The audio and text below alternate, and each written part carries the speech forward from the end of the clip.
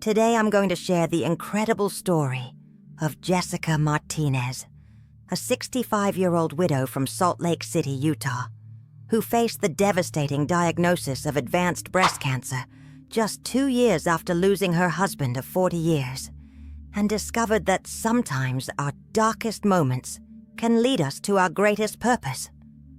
Hello, my dear friends. It's Rose, and it's always such a blessing to be here with you, sharing these stories that remind us of the incredible strength of the human spirit. You know, after 68 years on this earth, I've learned that life has a way of testing us in the most unexpected ways. Sometimes it feels like when we're already down, life decides to knock us down even further. But what I've discovered, and what Jessica's story will show you today, is that these moments of darkness often become the fertile ground where our most beautiful transformations take root. I want you to stay with me today because what Jessica discovered during her battle with cancer will touch your heart so deeply. Please hit that like button if you're ready to be inspired. Subscribe to our channel so you never miss these life-changing stories. And leave me a comment because I love hearing from each and every one of you. Don't leave this video because the ending of Jessica's story is absolutely breathtaking. But before we begin today's story, I always like to share something special with you that might help.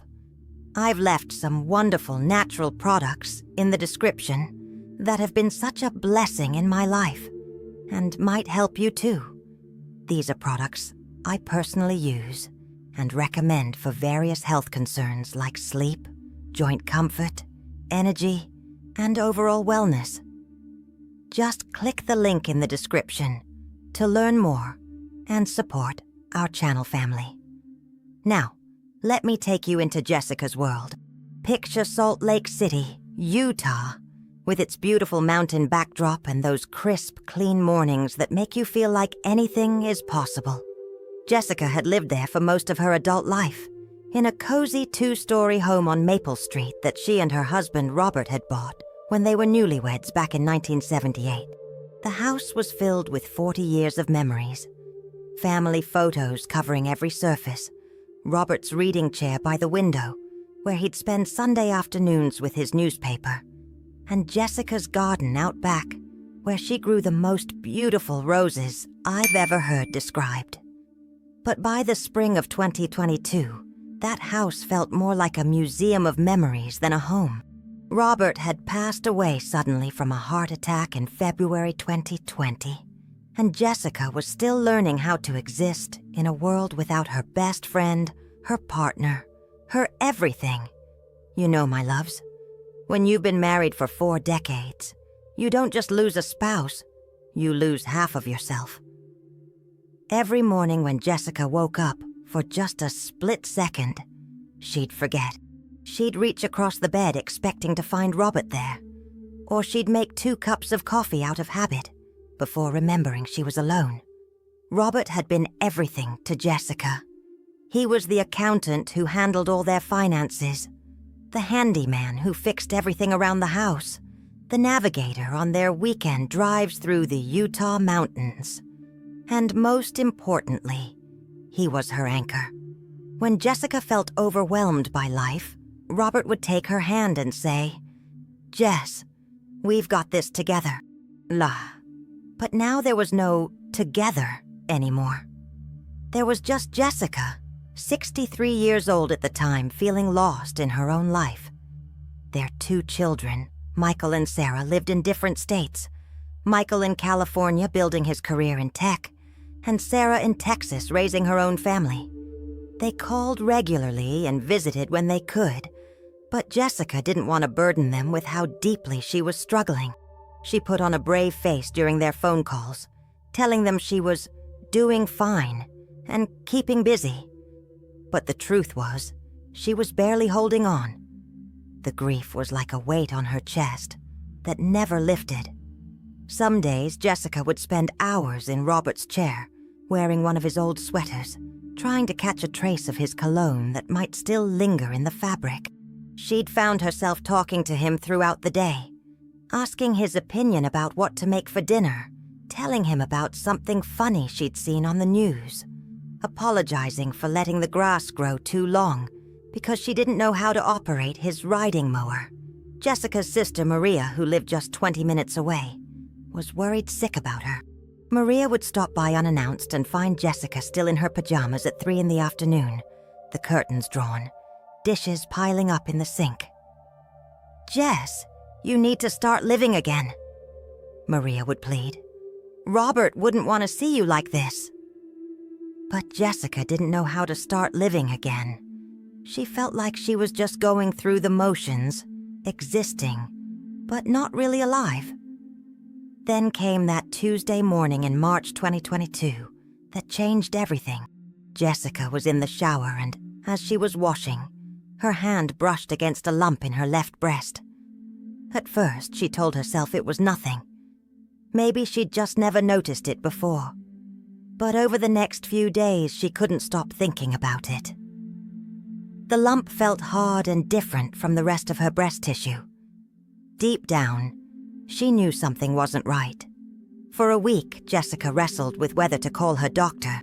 Part of her was terrified of what she might find out. But another part of her, a part she was ashamed to acknowledge, almost didn't care. She thought, what's the point? Robert's gone.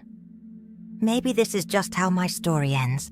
That thought scared her because she recognized it for what it was. She was ready to give up on life. But it was Maria who finally forced her hand. During one of her sister's visits, Jessica broke down and told her about the lump. Maria didn't say a word.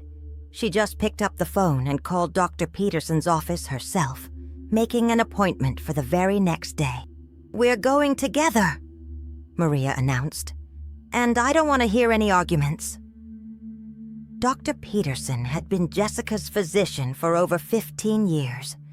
He'd delivered the news about Robert's heart condition years earlier, and now here he was again, having to deliver news that would change Jessica's life forever.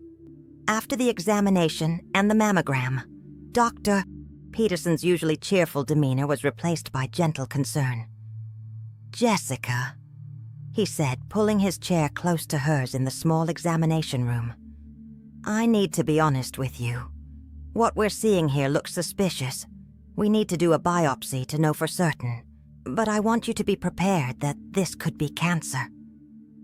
The room started spinning. Jessica heard the words, but they felt like they were coming from very far away. Cancer. The word hung in the air like a dark cloud. Maria squeezed her hand so tightly it almost hurt, but Jessica appreciated having something real and present to anchor her to the moment. How bad could it be?" Jessica managed to whisper. Dr. Peterson's expression was gentle but serious. "Let's take this one step at a time. We'll do the biopsy this week, and then we'll know exactly what we're dealing with. But Jessica, I want you to know that cancer treatment has come so far. Even if this is what we're concerned it might be, there are excellent treatment options available." The biopsy was scheduled for that Friday. Those 3 days of waiting were some of the longest of Jessica's life. She found herself bargaining with God, with the universe, with Robert's memory. "Please," she'd whisper, "I'm not ready. I know I said I didn't care about living, but I'm not ready to die." The results came back on a Monday. Stage 2 breast cancer that was aggressive and had already begun to spread to her lymph nodes. Dr. Peterson recommended immediate surgery followed by chemotherapy and radiation. He explained the treatment plan with medical precision, but all Jessica could hear was her heart pounding in her ears. When she got home that day, Jessica sat in Robert's chair and cried harder than she had since his funeral. But these weren't just tears of fear. They were tears of regret. She realized that for the past 2 years, she'd been wasting the life that Robert had loved so much. He'd always been the optimist in their relationship, the one who found joy in simple pleasures, who believed that every day was a gift. And here she'd been, throwing that gift away. That night, Jessica did something she hadn't done since Robert died. She got down on her knees beside their bed and prayed. Not the desperate bargaining she'd been doing all week, but a real conversation with God. She asked for strength, for courage, and for the wisdom to know how to fight this battle. And somewhere in that quiet moment, she felt Robert's presence. Not in a mystical way, but in the way you feel someone's love, even when they're not physically there. She remembered something Robert used to say whenever they faced difficulties. "Jess, we don't get to choose what happens to us, but we get to choose how we respond." For the first time since his death, Jessica felt like she could hear his voice clearly, and she knew what he would want her to do. He'd want her to fight. Not just fight the cancer, but fight for the life they'd built together. Fight for the woman she used to be. Fight for the possibility that there might still be good things ahead. The next morning, Jessica called Dr. Peterson's office and scheduled her surgery for the following week. She also called Michael and Sarah and asked them to come home. It was time to stop pretending she was fine and start asking for the help she needed. When she told them about the diagnosis, both of her children immediately made arrangements to be there. Sarah took a leave of absence from her teaching job, and Michael arranged to work remotely so he could stay for several weeks. You know, my dear friends, I think sometimes God allows us to face multiple challenges not to break us, but to show us what we're really made of. Jessica thought losing Robert was the end of her story, but it was actually preparing her for the fight of her life. The grief had taught her that she was stronger than she knew. The loneliness had taught her how precious life really is. And now the cancer would teach her something even more profound about her purpose in this world. Don't leave this video now, my loves, because what Jessica discovered during her treatment is going to touch your heart so deeply and show you the power of finding purpose in our darkest moments. The surgery was scheduled for a Tuesday morning in early April. Jessica had never been so terrified in her life, but she was surprised to find that underneath the fear was something else, a fierce determination that she didn't know she possessed. The night before surgery, she sat at her kitchen table writing letters to Michael and Sarah, just in case. But as she wrote, she realized these weren't goodbye letters. They were love letters, filled with all the things she wanted them to know about how proud she was of them, how much joy they'd brought to her and Robert's life. Sarah had arrived 3 days before the surgery and had been bustling around the house, cooking Jessica's favorite meals and organizing everything with the efficiency of a woman who manages a classroom of 33rd graders. Michael flew in the night before, and Jessica's heart nearly broke when she saw him. Her tall, successful son looked like a scared little boy, and she realized that, in her grief over losing Robert, she'd forgotten that her children had lost their father too.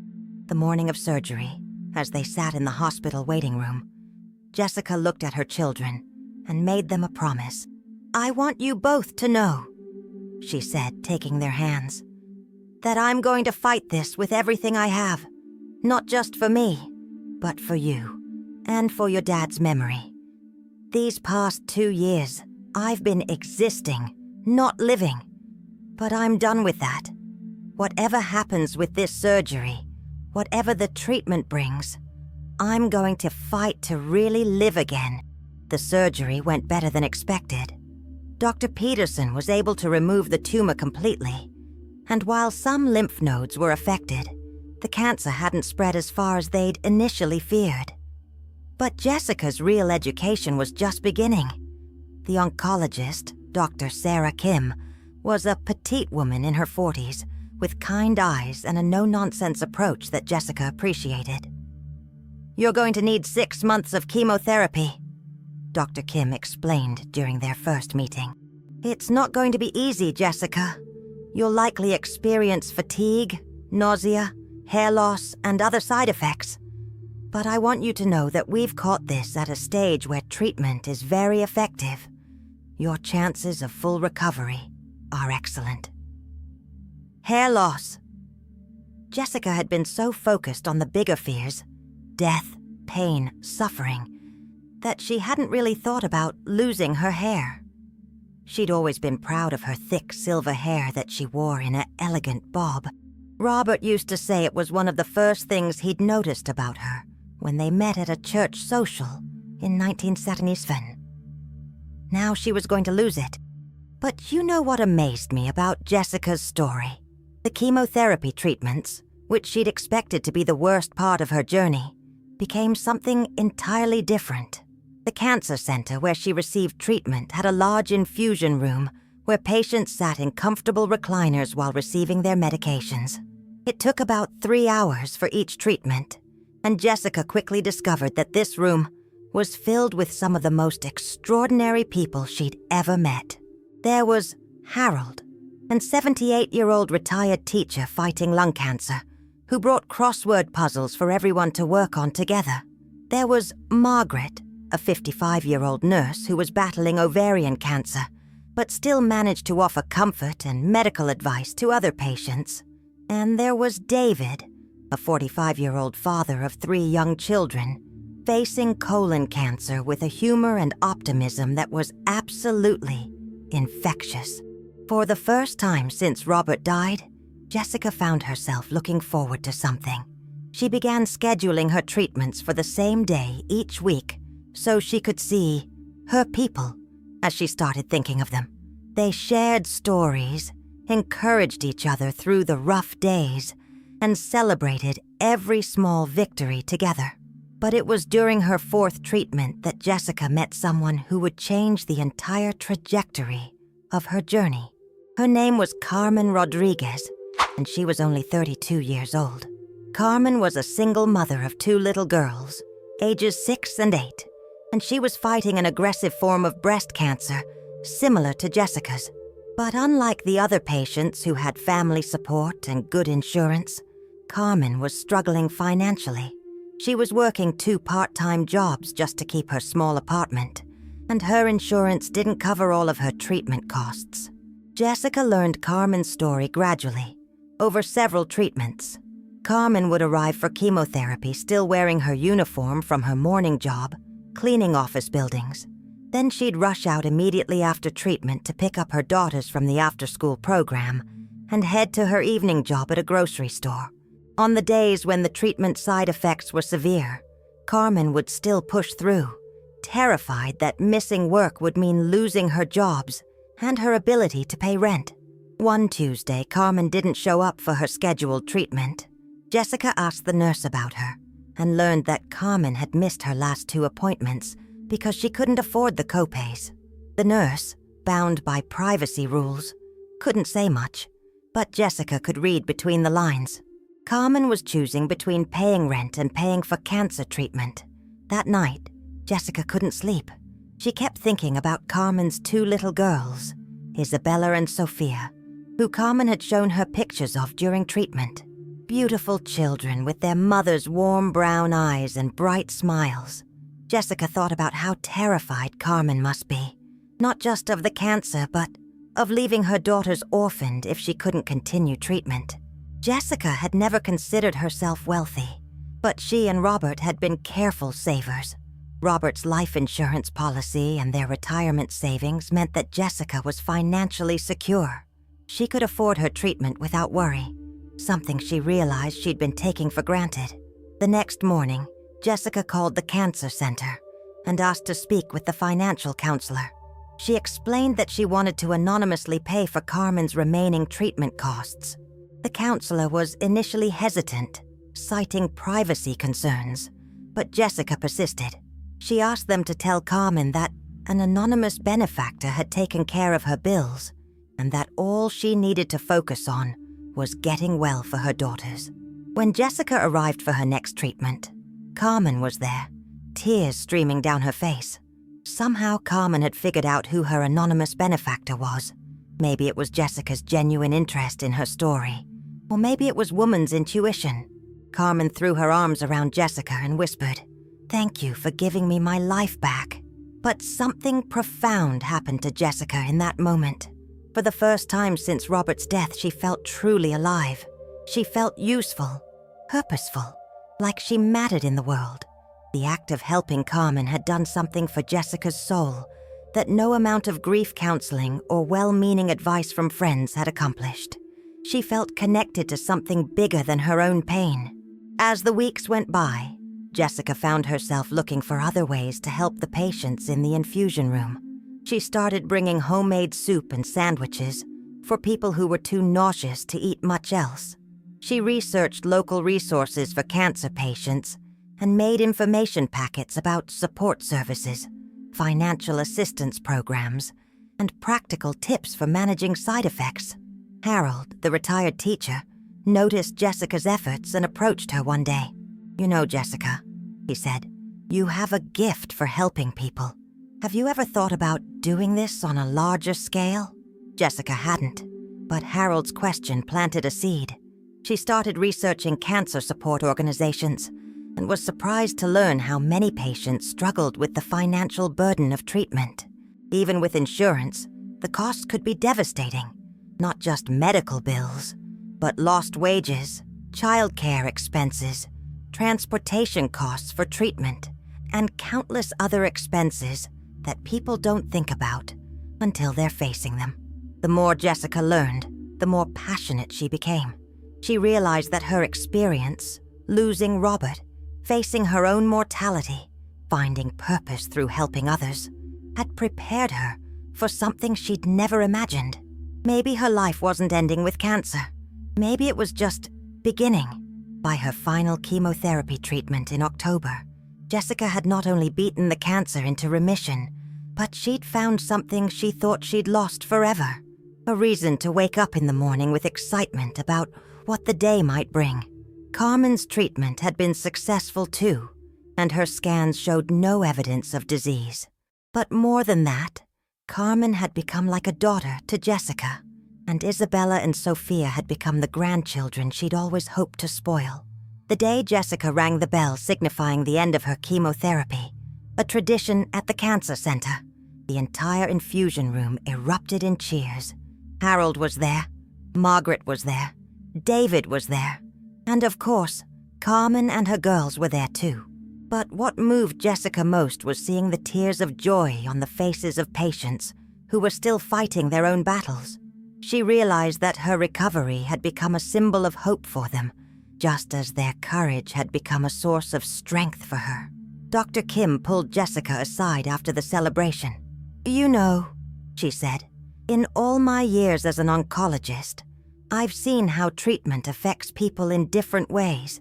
Some patients just want to put the experience behind them and move on. Others, like you, seem to find their calling through their illness. Whatever you decide to do next, Jessica, I hope you'll stay connected to the cancer community. You have something special to offer." That night, Jessica sat in Robert's chair, something she hadn't done in months. But this time, it wasn't out of grief. She was planning, she was dreaming. She was imagining how she could take everything she'd learned and experienced and use it to help other cancer patients who were struggling the way Carmen had been struggling. For the first time since Robert's death, Jessica felt like she could hear his voice clearly, and she knew he was proud of her. She'd not only fought for her life, she'd found a way to help others fight for theirs too. My dear friends, I want you to leave a comment and tell me what you think is going to happen next in Jessica's story, because what she discovered about her true purpose is going to absolutely amaze you. The months following Jessica's final chemotherapy treatment were unlike anything she had ever experienced. For the first time in over 2 years, she woke up each morning with a sense of purpose that went beyond just getting through the day. She had beaten cancer, yes, but more importantly, she had discovered something about herself that she never knew existed. A deep, almost maternal instinct to protect and nurture other people who were fighting the same battle she had won. Jessica's house on Maple Street began to transform. The living room that had once been filled with Robert's medical equipment during his final months, and then later served as her grief sanctuary, was now bustling with activity. Carmen and her daughters had become regular visitors, and Jessica found herself cooking Sunday dinners for them every week. But it wasn't just Carmen. Word had somehow spread through the cancer center community about Jessica's generous spirit, and other patients began reaching out to her for advice, support, and sometimes just a listening ear. One cold November morning, about 3 weeks after her final treatment, Jessica received a phone call that would set everything in motion. It was from Lisa, a nurse at the cancer center, who was calling about a patient named Robert. Yes, the same name as Jessica's late husband, which felt like a sign from above. This Robert was a 58-year-old construction worker who had been diagnosed with stomach cancer. He had lost his job because he could no longer do physical labor. His wife had left him because she couldn't handle the stress of his illness, and he was now facing the possibility of losing his home. "Jessica," Lisa said quietly over the phone, "I probably shouldn't be calling you about this, but I remembered how you helped Carmen, and Robert is in such a desperate situation. He actually told me yesterday that he's thinking about just stopping treatment altogether because he can't see the point of fighting, to live in a world where he has nothing left." Those words hit Jessica like a physical blow. She thought about her own dark moments during the early days after Robert's death, when she had questioned whether life was worth living. She knew exactly what this man was feeling, and she knew that giving up on treatment was essentially giving up on life. "What does he need?" Jessica asked without hesitation. "Well, his biggest immediate problem is that he's about to lose his apartment. He owes 3 months of rent, which comes to about $2,400. His insurance covers the medical treatment, but he has no income coming in, and the stress of possibly becoming homeless is making his treatment so much harder." Jessica didn't even have to think about it. "Tell him his rent is taken care of for the next 6 months, she said. "And Lisa, please don't tell him it came from another patient. Just tell him it's from an anonymous donor who wants him to focus on getting well." After she hung up the phone, Jessica sat at her kitchen table and realized something profound was happening. The act of helping Carmen had opened something inside her heart that had been closed off by grief. Every time she helped someone else, she felt Robert's presence more strongly, as if he was working through her to continue making a difference in the world. But Jessica was also beginning to understand that her individual efforts, while meaningful, were just drops in an ocean of need. The more she learned about the hidden struggles of cancer patients, the more overwhelmed she became by the scope of the problem. There were single mothers like Carmen who couldn't afford treatment. There were elderly patients like Harold who had to choose between cancer medications and heart medications because Medicare didn't cover everything. There were young fathers like David who were losing their homes because they couldn't work during treatment. It was during one of her regular visits to the cancer center for follow-up appointments that Jessica had a conversation that would change everything. She was sitting in the waiting room when she overheard a woman on the phone, clearly upset, trying to explain to someone why she couldn't make her car payment. The woman, who appeared to be in her 40s, was wearing a colorful headscarf that Jessica recognized as the kind worn by chemotherapy patients who had lost their hair. When the woman finished her call, Jessica gently approached her.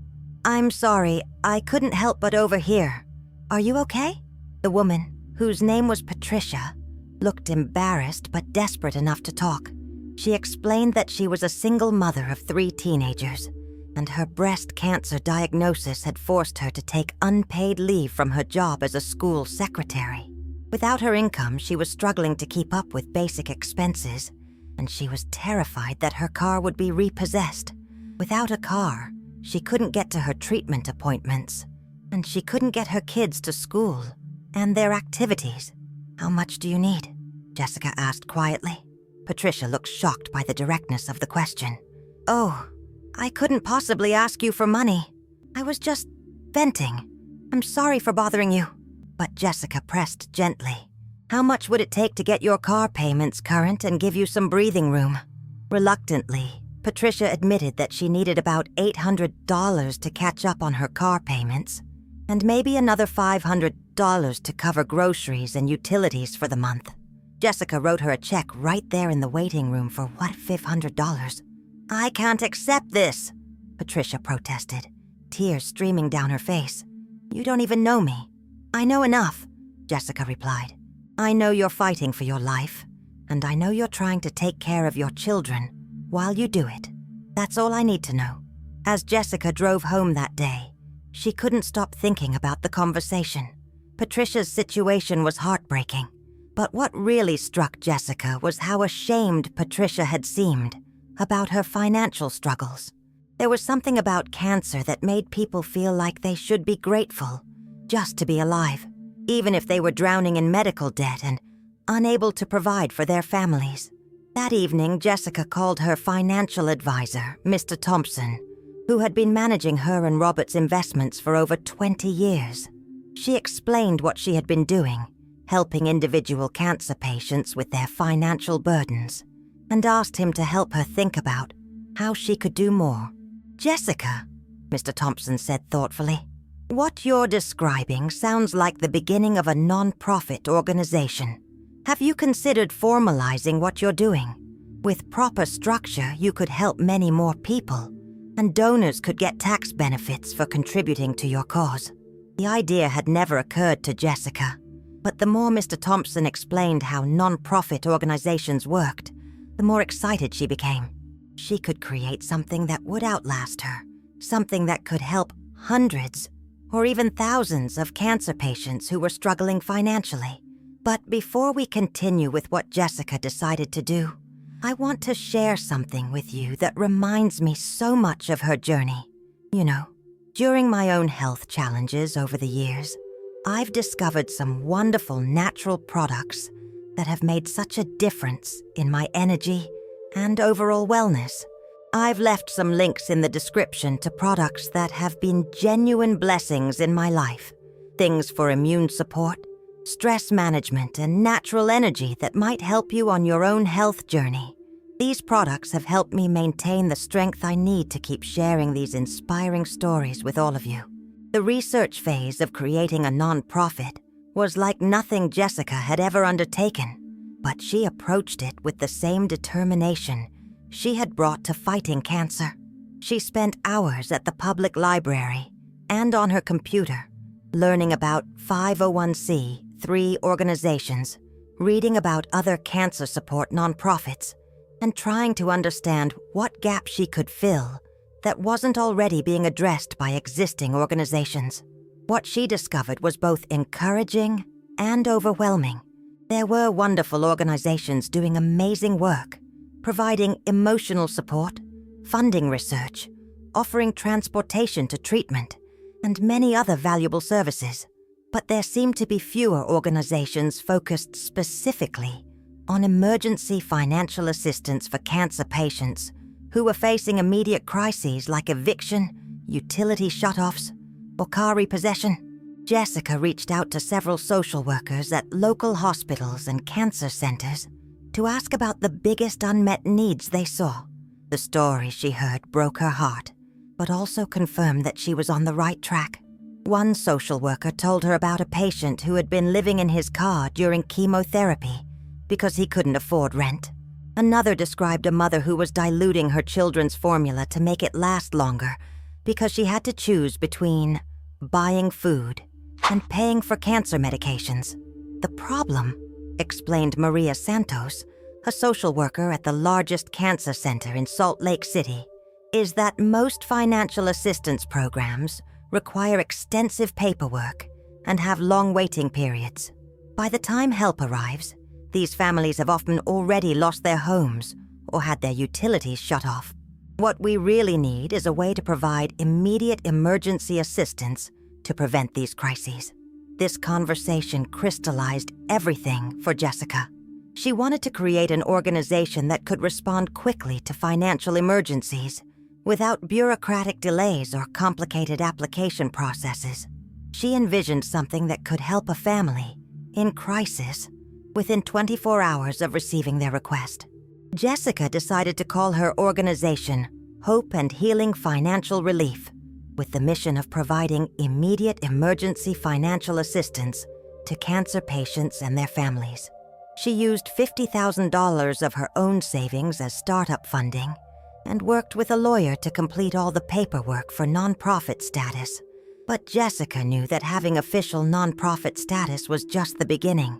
She needed to figure out how to identify patients who needed help, how to verify their situations, and how to distribute funds efficiently.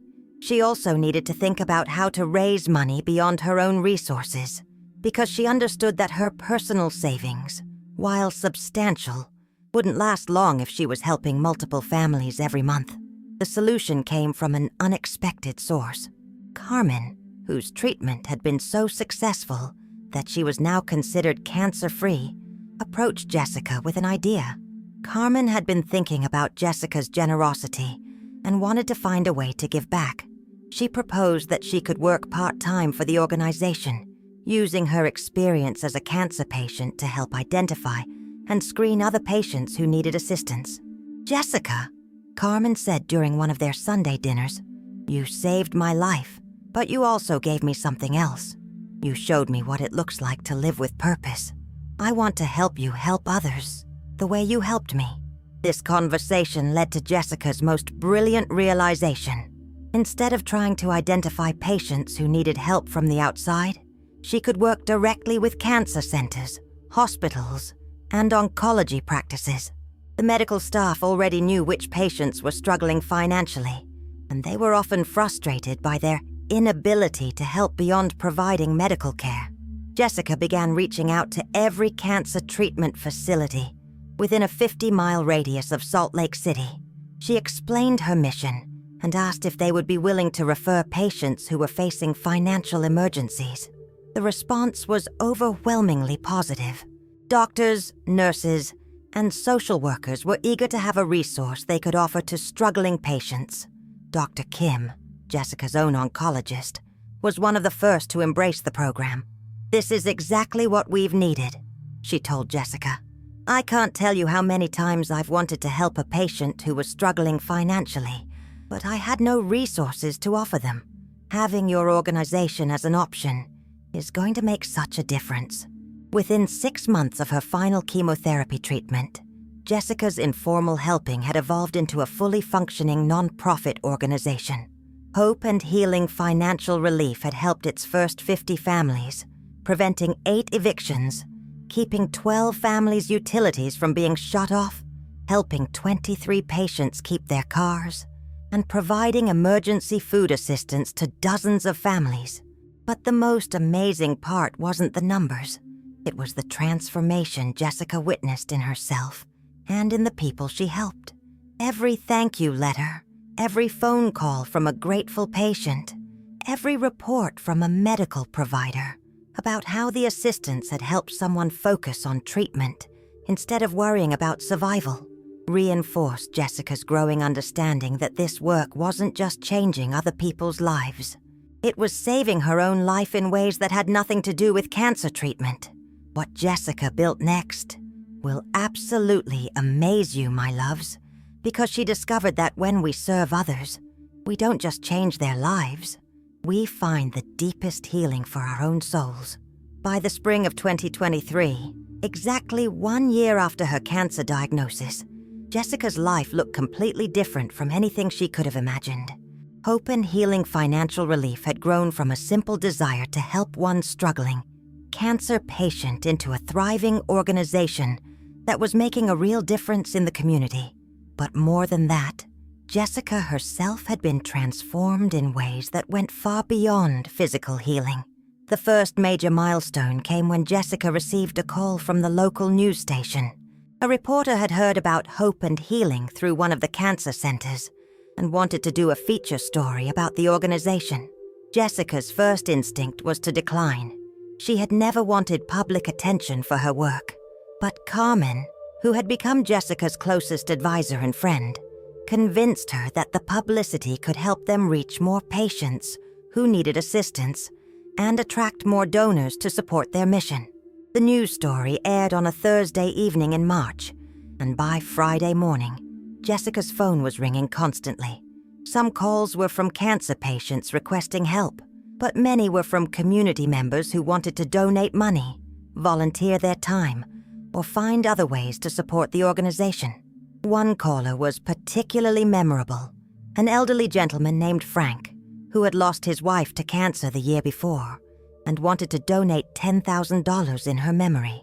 "I wish there had been something like your organization when my Eleanor was sick," Frank said, his voice trembling with emotion.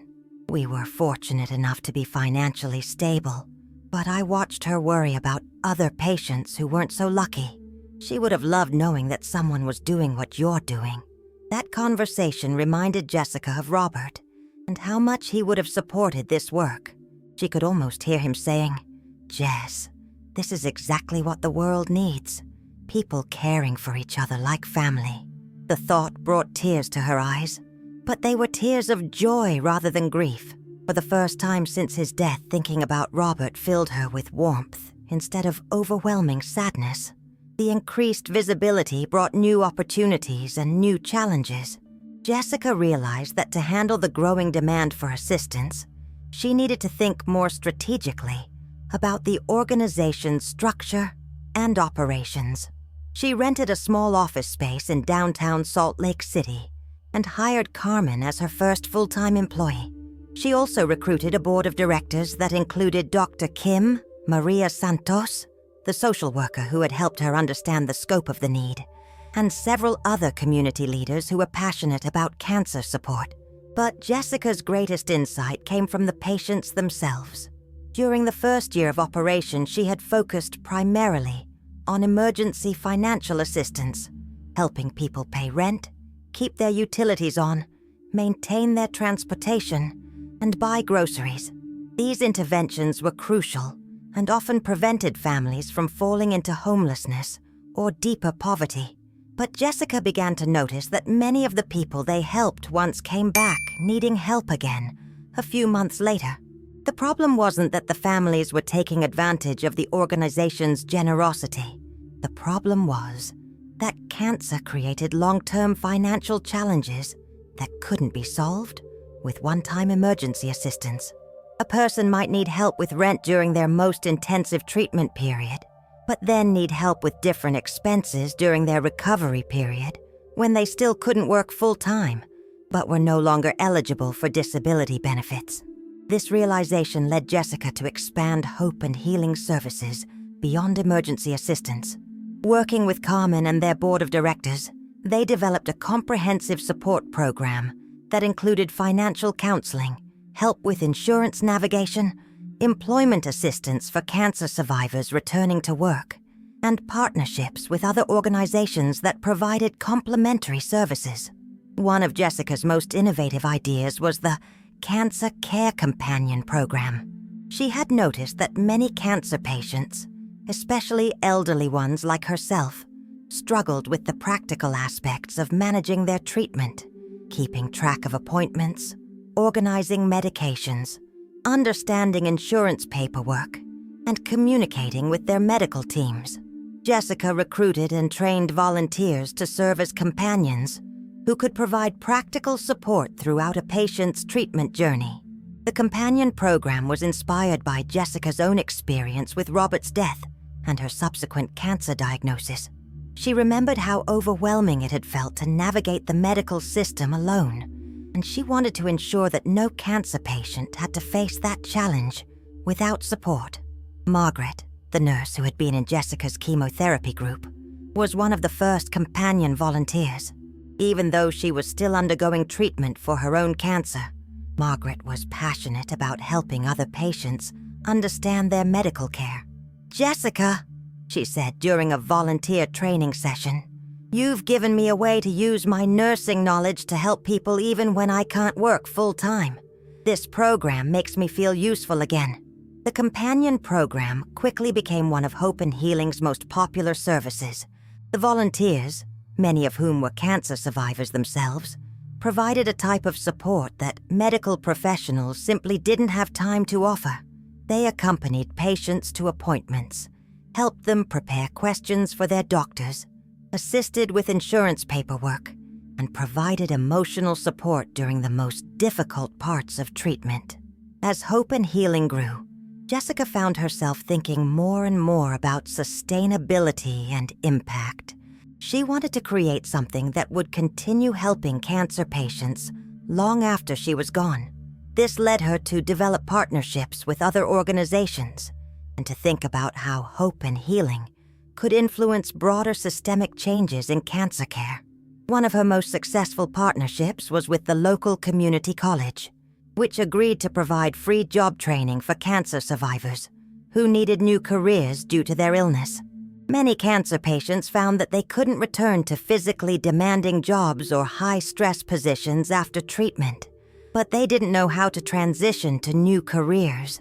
The partnership provided training in fields like medical administration, computer skills, and customer service, all areas where cancer survivors' life experience and empathy made them particularly effective employees.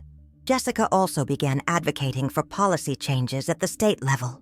She testified before legislative committees about the financial challenges facing cancer patients and successfully lobbied for expanded Medicaid coverage for certain cancer-related expenses. Her personal story, combined with the data Hope and Healing had collected about the scope of financial need among cancer patients, made her a compelling advocate for change. But perhaps the most meaningful aspect of Jessica's work was the community she had created. The people involved with Hope and Healing, patients, survivors, volunteers, donors, and staff, had become like a large extended family. They celebrated each other's treatment milestones, supported each other through setbacks, and shared in each other's joys and sorrows. Every month, Hope and Healing hosted a Hope Circle gathering where anyone touched by cancer could come together for mutual support. These gatherings included people at all stages of their cancer journey, newly diagnosed patients seeking guidance, people actively in treatment needing encouragement, survivors wanting to give back, and family members looking for ways to help their loved ones. At one particularly memorable Hope Circle gathering, Harold, the retired teacher from Jessica's original chemotherapy group, stood up to speak. Harold had finished his treatment successfully and had become one of Hope and Healing's most dedicated volunteers. "I want to tell you all something," Harold said, his voice strong and clear. "When I was first diagnosed with cancer, I thought my story was ending. I was 78 years old and I figured I'd had a good run. But Jessica showed me that sometimes our real story doesn't begin until we think it's over. Because of this organization, because of this community, I've had the most meaningful 2 years of my entire life. I've helped dozens of families through their cancer journeys, and they've helped heal my heart in ways I never expected." Harold's words captured something essential about what Hope and Healing had become. It wasn't just an organization that provided financial assistance to cancer patients. It was a community that demonstrated how people could heal together, how individual struggles could become collective strength, and how the darkest experiences could be transformed into sources of light for others. As Jessica reflected on the year since her diagnosis, she was amazed by how completely her life had changed. The woman who had once felt ready to give up on living had become someone who woke up every morning, excited about the difference she could make in the world. The house that had once felt like a museum of memories had become a gathering place where people came to plan how they could help others. Carmen, who had become like a daughter to Jessica, often marveled at the transformation she had witnessed. "Jessica," she said one evening as they were reviewing applications for assistance, "do you realize that you've helped over 200 families this year? Do you understand how many lives you've changed?" But Jessica's response revealed the depth of her own transformation. "Carmen," she said softly, "I think you have it backwards. These families have changed my life. Every person we've helped has taught me something about courage, about hope, about what really matters in life. I thought cancer was going to take everything away from me, but it actually gave me everything I never knew I was missing." My dear friends, as we reach the beautiful conclusion of Jessica's story, I want you to hit that subscribe button so you never miss these inspiring stories that remind us all of the incredible strength of the human spirit. And please, leave me a comment telling me what you thought of Jessica's journey, because your thoughts and your own stories mean the world to me. Here we are, 2 years after Jessica's final chemotherapy treatment, and I want to paint you a picture of what her life looks like today. It's a Tuesday morning in October 2024, and Jessica is standing in the kitchen of her home on Maple Street. But this kitchen bears little resemblance to the quiet, lonely space it was just 3 years ago. The counter is covered with thank you cards from families that Hope and Healing has helped. The refrigerator is decorated with drawings from children whose parents are cancer survivors. And the breakfast table is set for 4 people instead of 1. Carmen and her daughters, Isabella and Sophia, now 8 and 10, spend most weeknights at Jessica's house. Carmen officially moved in 6 months ago when Jessica asked her to become the executive director of Hope and Healing, and the girls have transformed Jessica's spare bedrooms into spaces that pulse with young life. Isabella's room is painted purple with glow-in-the-dark stars on the ceiling, and Sophia's room is covered with artwork she creates during the painting classes that Hope and Healing now offers for children of cancer patients. But this particular Tuesday morning is special because it marks exactly 2 years since Jessica rang the bell, signifying the end of her chemotherapy, and Hope and Healing is celebrating its 2nd anniversary as an official non-profit organization. As Jessica makes breakfast for her chosen family, she reflects on numbers that still seem impossible to her. In 2 years, Hope and Healing has assisted over 400 families, preventing 47 evictions, keeping 89 families from having their utilities shut off, helping 156 cancer patients maintain their transportation, and providing emergency food assistance to countless families during their darkest hours. But the numbers, impressive as they are, don't capture the real story of what Hope and Healing has become. The organization now employs 8 full-time staff members, coordinates with over 200 volunteers, and has partnerships with every major cancer treatment facility within a 100-mile radius of Salt Lake City. They've expanded their services to include a support group program, a children's program for families affected by cancer, a job training initiative for cancer survivors, and a financial literacy program that helps families prepare for the economic challenges of cancer treatment. The Cancer Care Companion program that Jessica developed has become a model that other cities are now adopting. Last month, Jessica received a call from a social worker in Denver who wanted to learn how to start a similar program in Colorado. The month before that, she spoke via video conference to a group of cancer advocates in Phoenix who were implementing Hope and Healing's emergency assistance model in Arizona. Jessica's personal transformation over these 2 years has been equally remarkable. The woman who once spent days in her husband's chair, paralyzed by grief and ready to give up on life, now wakes up every morning with a calendar full of meaningful activities. Mondays are for staff meetings and strategic planning. Tuesdays are for visiting patients at the cancer center. Wednesdays are for Hope Circle gatherings and volunteer training. Thursdays are for administrative work and fundraising calls. Fridays are for home visits with families who need support. And weekends are for the family dinners and community events that have become the heartbeat of Hope and Healing's mission. But beyond her professional transformation, Jessica has experienced a personal renaissance that touches every aspect of her life. She's learned to use technology in ways she never imagined, managing Hope and Healing's social media accounts and participating in virtual conferences with cancer advocates across the country. She's developed public speaking skills that allow her to testify before legislative committees and address medical conferences about the financial challenges facing cancer patients. Most importantly, she's rediscovered her capacity for joy in ways that honor both her grief for Robert and her gratitude for the life she's been given. On this anniversary morning, as Jessica sets the table for breakfast, she finds herself thinking about a letter she received the previous week from a woman named Patricia in Florida. Patricia had been diagnosed with breast cancer 6 months ago and her daughter had found Hope and Healing's website while searching for resources to help her mother. Patricia's daughter had contacted Jessica directly, explaining that her mother was facing the same challenges Jessica had witnessed in so many patients, the overwhelming fear of financial ruin on top of fighting for her life. Working with their network of partner organizations, Hope and Healing had connected Patricia with a similar support group in her area and provided emergency financial assistance that prevented her from losing her apartment. But what moved Jessica most was the postscript in Patricia's thank you letter.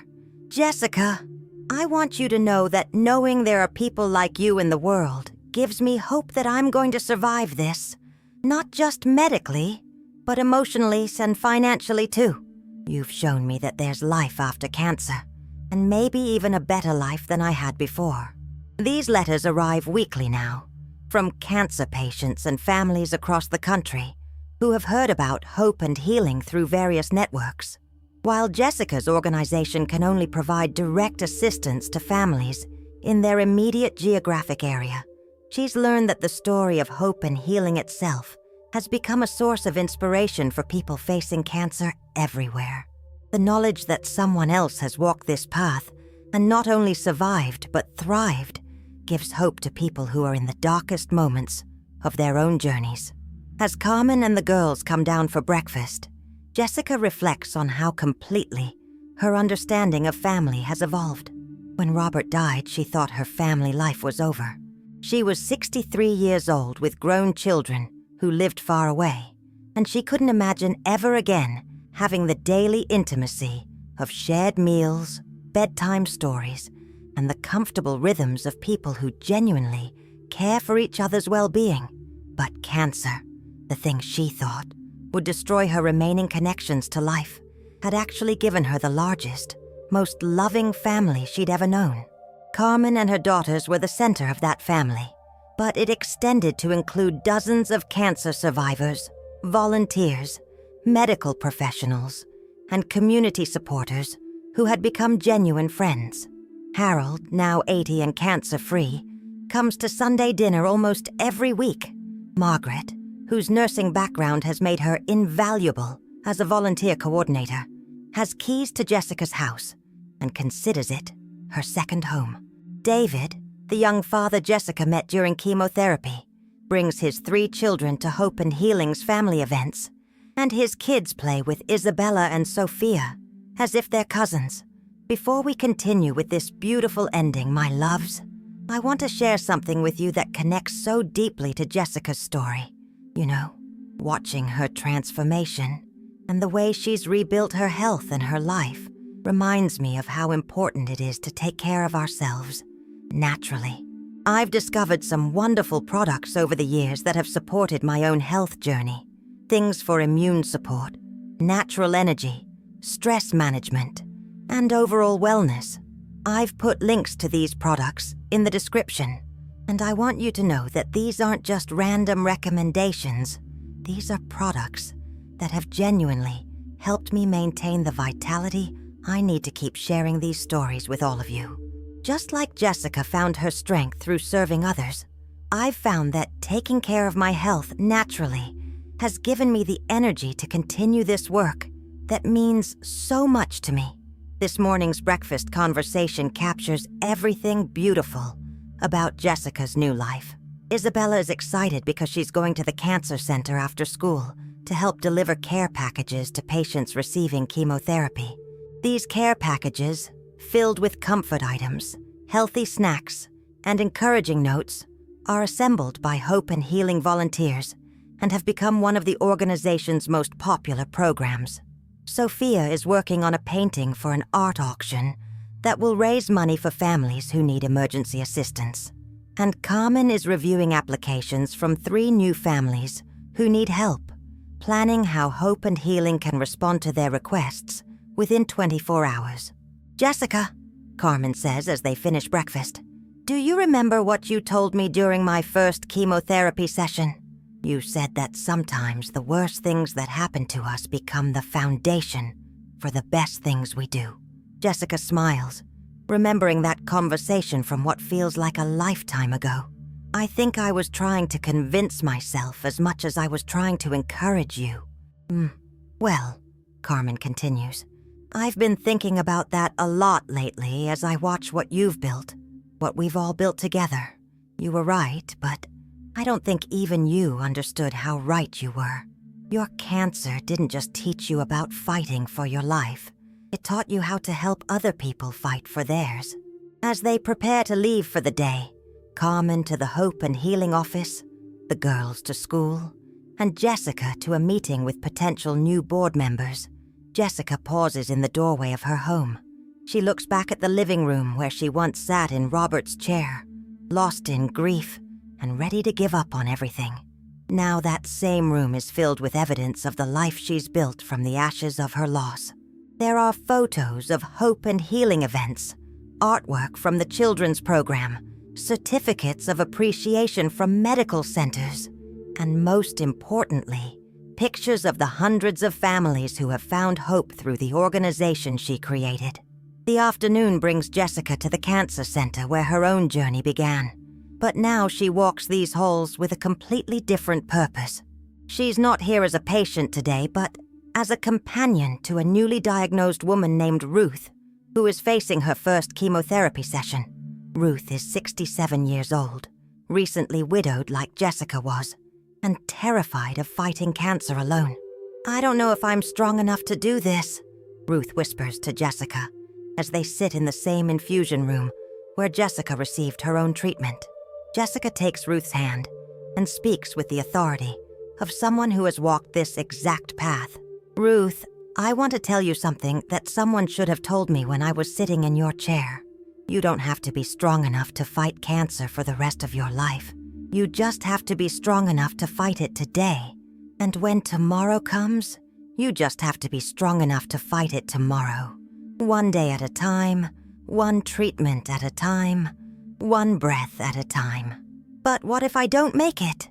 Ruth asks, voicing the fear that every cancer patient carries. Then you'll have spent however much time you have left surrounded by people who care about you, fighting for something that matters, Jessica responds. But Ruth, I want you to consider another possibility. What if you do make it? What if this cancer, terrible as it is, becomes the thing that shows you who you really are and what you're capable of? What if it becomes the beginning of the most meaningful chapter of your life? As Jessica speaks, she realizes she's describing her own experience, but also the experience of so many cancer survivors she's come to know through Hope and Healing.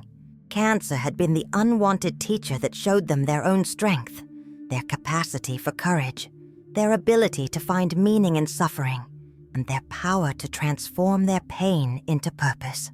That evening, Jessica returns home to find preparations underway for a small celebration of Hope and Healing's second anniversary. The living room is filled with some of the people who have been most instrumental in the organization's success. Harold is there with a crossword puzzle. As always, Margaret is organizing a photo display of families Hope and Healing has helped. David is setting up a video call so that some out-of-state supporters can participate virtually. Carmen's daughters are hanging streamers and arranging flowers from Jessica's garden, the same garden where she once sat overwhelmed by grief. Dr. Kim arrives with a special gift, a framed certificate announcing that Hope and Healing has been selected to receive a national award for innovation in cancer patient support. Jessica, Dr. Kim says as she presents the award, when I first met you, you were fighting for your life. Now you're fighting for hundreds of other lives and winning. But the most meaningful moment of the evening comes when Carmen stands up to address the group. 2 years ago, she begins, I was a single mother facing cancer with no idea how I was going to survive, financially or emotionally. Jessica didn't just pay for my treatment. She showed me what it looks like to turn suffering into service. Tonight I want to announce something special. Hope and Healing has been invited to expand our model to 3 additional states next year. We're going to be able to help thousands more families because of the foundation Jessica built right here in Salt Lake City. The room erupts in applause, but Jessica feels overwhelmed by emotion rather than pride. She thinks about Robert and how proud he would be of what she's accomplished. She thinks about the 400 families who have found hope through the organization she created from her own despair. She thinks about Ruth and the thousands of other cancer patients who are fighting for their lives right now, some of whom will discover, as she did, that their greatest challenges can become their greatest gifts. As the celebration winds down and the guests begin to leave, Jessica finds herself alone in her kitchen with Carmen and the girls. Isabella and Sophia are tired from the excitement and head upstairs to bed, leaving Jessica and Carmen to clean up and reflect on the evening. "Carmen," Jessica says as they wash dishes together, "do you remember that day in the cancer center when you figured out I was the one who had paid for your treatment?" "Of course I remember. It was the day my life changed." "Mine too," Jessica says softly. "I thought I was helping you, but you were actually saving me. Helping you was the first time since Robert died that I felt like I had a reason to be alive." Carmen dries her hands and turns to face Jessica. "You know what I think? I think Robert is still here, working through you, helping all these families. I think maybe that's how love works. It doesn't die with the person. It just finds new ways to express itself in the world." As they finish cleaning and turn off the lights, Jessica walks through her home one more time before going to bed. Every room tells the story of her transformation from a woman ready to give up on life to someone who has found her deepest purpose in serving others. The house that once felt like a tomb has become a sanctuary where healing happens every day. In her bedroom, Jessica sits at the small desk where she now keeps a journal. Every night, she writes about the people hope and healing has helped that day, the challenges they have overcome, and the small victories that make the work worthwhile. Tonight, she writes about Ruth and the fear she saw in her eyes, but also about the hope she was able to offer her. She writes about the anniversary celebration and the announcement of Hope and Healing's expansion, but mostly, she writes about gratitude. "Dear Robert," she writes, as she does every night, "today marked 2 years since I finished chemotherapy, and I want you to know that the life I've built from the ashes of losing you is more beautiful than anything I could have imagined. I miss you every day, but I'm no longer sad every day. I've learned that grief and joy can live in the same heart, that love doesn't end with death, and that sometimes the worst things that happen to us become the foundation for the best things we do. I hope you're proud of the woman I've become and the work I'm doing. I love you always, Jess." As Jessica closes her journal and prepares for bed, she realizes that tomorrow will bring new families who need help, new challenges to overcome, and new opportunities to make a difference. 3 years ago, the prospect of facing tomorrow had felt overwhelming. Now, the promise of tomorrow fills her with excitement and purpose. Jessica Martinez, the 67-year-old widow from Salt Lake City, who once thought her story was ending, has discovered that sometimes our real life doesn't begin until we think it's over. Through cancer, through loss, through the decision to serve others in their darkest moments, she has built a legacy that will continue helping families long after she's gone. But more than that, she has learned that healing happens not just in our bodies but in our hearts, and that the greatest medicine for our own pain is often our willingness to ease the pain of others. And my dear friends, that's the gift of Jessica's story for all of us. No matter how old we are, no matter what challenges we've faced, no matter how much loss we've endured, it's never too late to discover our purpose. It's never too late to transform our pain into something beautiful. It's never too late to begin the most meaningful chapter of our lives. I hope Jessica's story has touched your heart the way it touched mine. Please subscribe to our channel so you can continue receiving these inspiring stories that remind us all of the incredible strength and resilience of the human spirit. Leave me a comment and tell me what you thought of Jessica's journey, or share your own story of how you found purpose through difficult times. And remember, those natural health products I mentioned are still available in the description. Products that have supported my own health journey and might help support yours too. Until next time, my loves, remember that every ending can become a new beginning, every challenge can become a gift, and every one of us has the power to transform our suffering into service for others. Keep fighting, keep hoping, and keep believing in the beautiful possibilities that tomorrow might bring.